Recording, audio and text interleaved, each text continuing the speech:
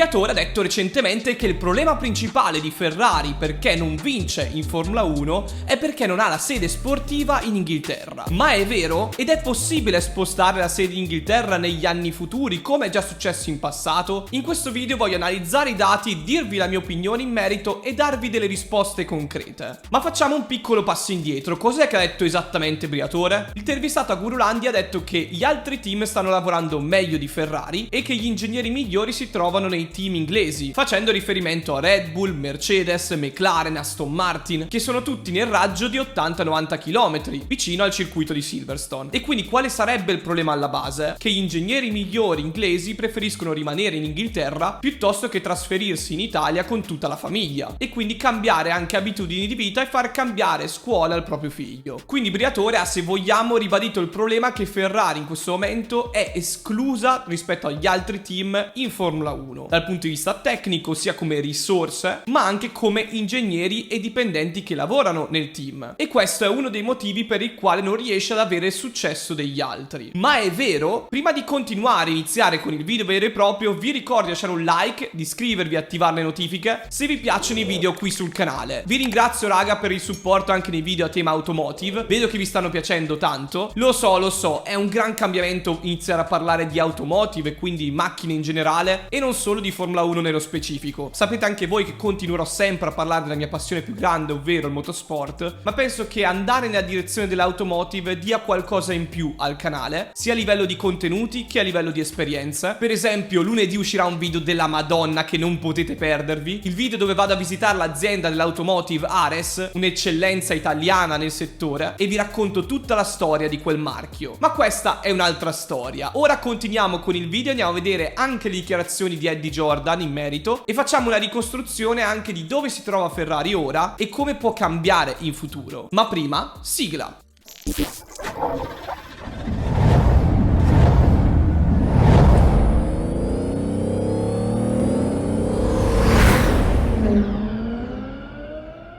Caro Briatore, allora parliamo di questo discorso perché mi sta tanto a cuore. Briatore si è sbilanciato così tanto su Ferrari perché gli hanno chiesto: se fossi il CEO, il general manager, quindi l'Elkann o il Vigna della situazione, cosa faresti in questo momento in Ferrari? E lui ha detto sposterebbe la sede sportiva in Inghilterra. Ma non è qualcosa che ha dichiarato solo Briatore, è qualcosa che ha dichiarato anche Eddie Jordan, che è l'ex proprietario di Jordan, attuale Aston Martin, che ha detto che alla scuderia serve un John Barnard bis, ovvero vivere di nuovo l'epoca di John Barnard. Ma cosa intende con questa dichiarazione? Eddie Jordan ha detto che se fosse in Vasseur andrebbe ad assumere ancora più ingegneri inglesi per emulare quanto accaduto ai tempi di Michael Schumacher, che ha portato a Maranello figure del calibro come Rory Byrne, Pat Simons, che sono degli ingegneri prestigiosi all'interno del mondo della Formula 1 e che hanno reso delle vetture le più forti al mondo. E quindi ha aggiunto che questo fa la differenza. Come abbiamo visto anche con Adrian Newey, il singolo ingegnere genio può ancora fare la differenza in Formula 1, addirittura più del pilota. Ma facciamo un piccolo passo indietro. Cosa intendeva Eddie Jordan con John Barnard bis? Negli anni 90 la Ferrari è tornata in auge grazie a John Barnard. La vettura era realizzata al 90% in Gran Bretagna e quindi secondo Eddie Jordan bisogna tornare su quella filosofia, e Barnard arrivò in Ferrari in seguito a degli screzi che sono successi tra lui e Ron Dennis nel 1987, che portarono la scuderia ad ingaggiare l'ingegnere inglese e aprire un ufficio a Guildford nel Regno Unito. Quello fu il primo tassello per poi spostare il 90% della produzione di Ferrari della parte sportiva in Inghilterra. La prima Ferrari 100% made in Barnard fu la 640 nel 1989, che conquistò 3 vittorie, 2 con Mansell e una con Berger. La 640 segnò il grandioso ritorno del motore 12 cilindri di Ferrari. Le prestazioni furono ottime, ma l'affidabilità impedì al team di lottare per il titolo. Mentre Prost nel 1990 in Ferrari lottò per il mondiale fino all'ultima gara contro Senna. E secondo Eddie Jordan e anche secondo Briatore bisogna tornare su quella filosofia, anche perché ad oggi i costruttori che fanno le monoposto al di fuori d'Inghilterra sono Ferrari, Haas e Alfa Tauri. Ormai il mondiale piloti manca dal lontano 2007, l'ultimo che l'ha vinto è stato Raikkonen. Noi tifosi siamo molto amareggiati ogni anno perché vediamo una Ferrari non all'altezza di lottare per il titolo, e sta passando ormai troppo tempo, ci vuole un'inversione di rotta. Quindi questo è quello che pensano Eddie Jordan e Briatore. Ora vi dico la mia. Lo dissi un po' di tempo fa alla fine di un video, dedicai 2 o 3 minuti finali proprio su questo questo argomento dicendo che secondo me questo è uno dei problemi principali per cui Ferrari non è all'altezza degli altri team, in particolare di Red Bull e Mercedes, perché il discorso sugli ingegneri è vero, regge. Un esempio lampante è quello di Adrian Newey, che ovviamente adesso si trova molto bene in Red Bull, per quello anche rinnovato, ma ha sempre detto di aver voluto lavorare in Ferrari, ma che non voleva spostare la sua famiglia in Italia. E quindi se questo discorso lo fa un ingegnere top come Adrian Newey, vale anche per gli altri ingegneri inglesi. Ovviamente più un ingegnere è blasonato, più è richiesto da tanti team e quindi può scegliersi anche uno stipendio migliore. Non ha bisogno di andare in Ferrari per avere uno stipendio migliore rispetto a un altro team, anche perché Ferrari sulla battaglia degli stipendi non è la migliore. Quindi questo discorso sicuramente vale. È possibile ad oggi spostare la sede sportiva? È sicuramente un processo lungo che dovrebbe avviare Ferrari. Se vedete, John Barnard ha iniziato questo processo a fine degli anni 80 e poi i primi veri risultati di Ferrari sono visti con l'era di Schumacher, quando c'era un team coeso e anche una direzione precisa di dove il team voleva andare e di come la produzione lavorava. Quindi se nel caso si dovesse prendere questa decisione ci vorrebbero 10-15 anni prima di vedere dei risultati concreti. È anche vero che vedendo la gestione di Elkann non è nei loro piani andare a cambiare la sede sportiva in Inghilterra. Elkann vuole lasciare le cose come stanno a livello di strutture, preferisce cambiare più team principal che riescano a portare a casa i risultati, anche se lo stesso Vasseur ha dichiarato che sta passando gran parte del tempo nel reclutamento di nuovi ingegneri, perché è difficile convincerli a venire in Ferrari. Non c'è più il prestigio che puoi dare come incentivo per far arrivare nuovo personale all'interno della rossa. Bisogna dare qualcos'altro. Il fatto di cambiare vita completamente dall'Inghilterra all'Italia è un disincentivo grande per ogni ingegnere. Vasseur passa gran parte del tempo a cercare di convincere gli ingegneri a venire in Ferrari, tempo che potrebbe dedicare invece nella gestione del team. Quindi andrebbe fatto in Ferrari questo trasferimento? Secondo me sì. Lo dico ormai da tanto tempo. Lo dico ormai da molto tempo. È possibile farlo ad oggi? Secondo me no, e non è neanche nelle intenzioni della famiglia Elkann. Come mai vi dico che secondo me non è fattibile ad oggi? Perché per Elkann la Formula 1 non è così importante quanto lo era in passato. La scuderia in passato puntava tanto sulla Formula 1 non solo a livello di marketing, ma anche a livello di innovazione. Ad oggi la Formula 1 per Ferrari conta solamente come marketing e merchandising. Questa è l'impressione che ho io da fuori e che viene confermata anche dai risultati in pista. Si cerca ogni anno di tirar fuori il meglio della monoposto con i mezzi che si hanno a disposizione, ma non ci sono degli ingenti investimenti che invece certificano un vero e proprio impegno anche a livello tecnico. Dall'altra parte abbiamo per esempio McLaren che ha investito su una nuova Galleria del Vento, Aston Martin che ha rifatto completamente il suo headquarter, quindi il suo quartiere generale. Ci sono degli investimenti tecnici e di infrastrutture e potresti avere anche più informazioni dei vari team, essendo più vicino a loro. Se vogliamo dirla tutta, si potrebbero spiare un po' meglio, perché parliamoci chiaramente, questo è quello che fanno i team ad oggi per avere più informazioni in comune e sviluppare la monoposto migliore. Sono tutti lì a guardare Red Bull. Più sei vicino a Red Bull anche come infrastruttura, più puoi cercare di copiarla in qualche modo anche nel processo di produzione, magari avendo anche parte dei suoi ingegneri che arrivano dopo il gardening leave. In Ferrari ad oggi questo non c'è ed è anche per questo motivo che ci sono più problemi a mandare avanti i lavori in Ferrari rispetto agli altri team inglesi. La produzione stradale ovviamente rimane a Maranello. Ferrari rimane un brand di lusso che tra l'altro è cresciuto molto negli ultimi anni, sia come valore azionario e anche come vendite, quindi non ha nessun motivo per cambiare la sua strategia al momento in Formula 1. Sarebbe troppo l'investimento di spostare la sede in Inghilterra rispetto ai veri propri guadagni. Concludo questo video dicendo una cosa molto importante. Ad oggi per Ferrari non è solo questo il problema. Sicuramente una sede sportiva e una parte di produzione in Inghilterra aiuterebbe, ma c'è anche il peso politico che incide tanto e l'abbiamo visto anche nelle ultime gare, quanto la FIA sia sempre più vicina a Red Bull e ai team inglesi rispetto invece alla scuderia, che nella maggior parte delle decisioni borderline non riesce ad aver ragione e a conquistare qualcosa in più. In qualche modo è sempre sottomessa al volere della FIA, non riesce a mettere anche gli uomini giusti al posto giusto, come invece ha fatto Mercedes in passato e ad oggi Red Bull, e questo va a incidere anche sulle decisioni. Vediamo il caso dei track limits, degli impeding. Non voglio soffermarmi tanto sul singolo episodio, ma ci siamo capiti su cosa mi riferisco. Quindi se andiamo a sommare il problema degli ingegneri, il problema del regolamento e quindi della FIA, il problema della pressione mediatica che hanno i piloti stando in Ferrari, tutto questo ci fa vedere dall'alto lo scenario della scuderia al momento. Per il 2024 si cercheranno di cambiare alcune cose, ma secondo me la situazione non cambierà più di tanto, perché il regolamento rimane uguale, il budget cap rimane molto stringente, quindi difficilmente si riesce a stravolgere la monoposto. E questi problemi che vi ho elencato rimangono ancora influenti. Sono curioso di sapere però, secondo voi, quale mossa dovrebbe mettere in atto Ferrari per cambiare cambiare le cose. Qual è la soluzione? Scrivetemela nei commenti se avete qualche idea in merito. Se invece secondo voi la situazione non può cambiare, ditemelo nei commenti e spiegatemi il perché. Io su questo sono sempre ottimista, spero che la situazione cambi, ma sono anche un po' realista e quindi difficilmente cambia se non si fanno le cose. Ma sono curioso di sapere la vostra opinione. Come sempre vi ricordo di lasciare un like, di iscrivervi e attivare le notifiche se vi piacciono i contenuti qui sul canale. Lunedì uscirà un vlog incredibile su Ares Modena che non potete perdervi, e continuiamo adesso da ora in poi sempre con contenuti a tema automotive e Formula 1. Vi ringrazio come sempre del supporto, qui da Rastro è tutto, ci vediamo a un prossimo video.